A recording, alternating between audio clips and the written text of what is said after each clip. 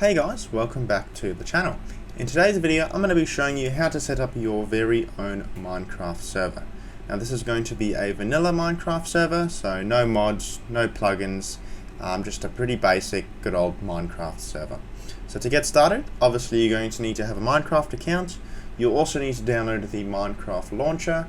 And once you've done that, you're going to need to make sure you've got the version of Minecraft downloaded that you want to run the server on. In this instance, we're going to use 1.19.3, which at this point in time is the latest release. However, if you wanted to use, say, 1.17, you would download 1.17 and go through the same process. So once we've got our profile selected that we want to use, head over to installations. Again, we need to find that profile that we want to use, match it up here, and then click on the three dots on the right hand side and then edit. Once you've done that, you'll be presented with the edit installation screen. And just over here, just above the versions box, we have the little server download button. Click on that, and whatever your default browser is going to download a server file. You may have to confirm the download depending on what browser you use. So once you've done that, we can X out of that, head back to the main menu here, and get started with setting up the server. So what Minecraft will do is it will download the server file to your default download location, wherever that may be. So once you've found your server.jar file, what you should really be doing is creating its own little folder to contain all of the files, as once we start the server, it's going to build out and generate a bunch of other folders and files, and it's just a lot easier to manage stuff when it's all in its own folder. So that's what I would recommend doing. So once you've done that, what we're going to need to do is create what is called a batch file. And this is the file that we will use to start up the server every time we want to get it up and running. Now to do that, first we're going to specify that it is using Java. Minecraft runs in Java, and therefore so does the server. So we'll type in Java. Then we're going to set the amount of RAM allocated to the server. You do that by typing -xmx, and then the number in megabytes that we want to assign to the server. So if we want to use 8 gigabytes, that works out to 8,192 megabytes. Now, for a vanilla Minecraft server, even with a bigger player base, you probably don't need more than 8 gigs of RAM. However, when you start playing with things like plugins and mods and other resource-intensive things, you're going to need to assign more and more RAM to the server because it will be a lot more resource-intensive. But for this kind of situation, you don't need more than 8 gigs of RAM. Even if it's a smaller Minecraft server, 5-10 players, you'd probably get away with 4 gigs as well. So once we've got our memory allocated, we're going to type in spacebar -jar, and now we're going to type in the name of this jar file that we've just downloaded, which in this case is server.jar.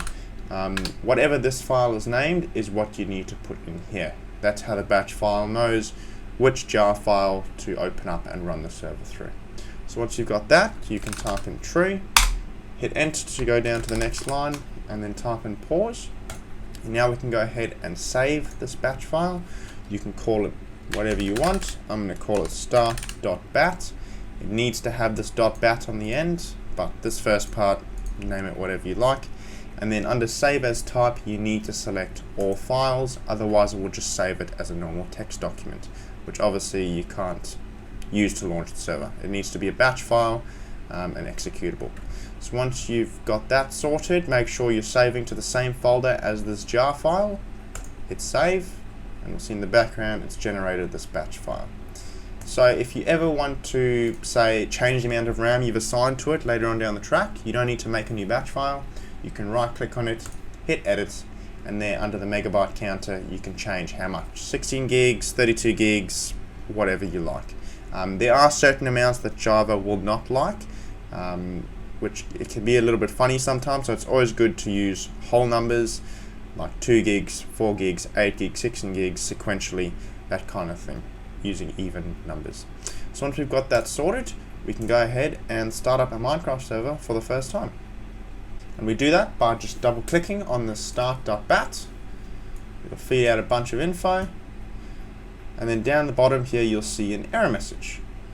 Failed to load properties from file server.properties. Failed to load EULA.txt. You need to agree to the EULA in order to run the server. This is your end user license agreement. So we'll hit enter. close out of this. And then as you can see, we've got a EULA.txt that has been generated. So if we double click on that, and as you can see, it's basically like their little terms and conditions thing. We're going to remove false and spell true properly, and then we're going to hit save on that. Now we can go ahead and click on that batch file again, start up the server again, and let it start building itself. We'll see it'll open up a little GUI as well as the terminal window. Let it go through its paces, prepare the spawn area. Obviously, if you're using a server with mods or plugins, this is going to take a bit longer, probably a lot longer if you've got mods and that kind of thing, as it loads up all these mods.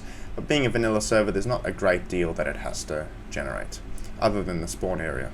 So once we've done that, we can see that it says done, and it will say this every time you start and stop the server. So now, how to connect to the server? Well, if you're wanting to connect locally, say you've got some friends over, some mates over, they've brought their computers, they want to join the server, what you can do to find out what IP they need to connect to is open up another command prompt window, and in there type in ipconfig. And under ipconfig, we want to find our Ethernet adapter. This is mine over here. Yours may be labeled something different. And under there we can see our IPv4 address is 192.168.1.153. This is the IP address that the server is running on. This is the IP address that people will need to connect to if they're wanting to connect to your server while on your home network. So we'll just demonstrate that here. We'll hit play on Minecraft, we'll let it launch. Probably should have updated it beforehand. Alrighty, now that we've got Minecraft up and running, we can head over to the multiplayer tab. We're going to hit add server. Here you can name it whatever you want, and then the server address is the important part. So we're going to punch in that IP address that we saw just before, the IP address of the machine running the server, which is 192.168.1.153. You can hit done. As we can see, it can see that the server is online, 0 out of 20 people connected. So we'll double click on that, we'll connect. And here we go. This is your server. Go around, do whatever you want, play good old Minecraft, and that's all ready to go. Now, if you are wanting to shut down the server, it's pretty easy. Open up your console, type in stop, and as you can see, it's closed down the server, saving all the chunks, and that's it. All done. We can see that the server is offline now.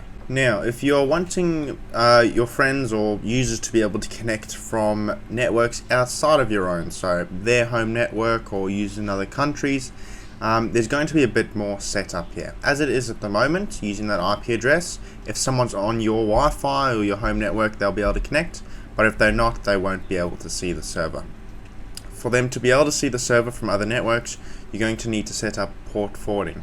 Now, every router is different, every modem's different, the process will be different. So what I'd recommend is find out what your router's model number is and just do a quick Google search of model number port forwarding, and there will always be some website or video or something along those lines showing someone that's setting up port forwarding on your specific router. Now, once you've got port forwarding set up, you need to know what IP address to give your friends to connect to, because it's not going to be that same local IP address that we used here. To find that, just open up Google search and you can type in what's my IP.com, and that will give you what is known as your public IP address, and this is what other users will punch in when adding the server to their Minecraft. So yeah, that's that. I hope you guys enjoyed the video. Any questions, leave them down below, and hope to catch you in the next one.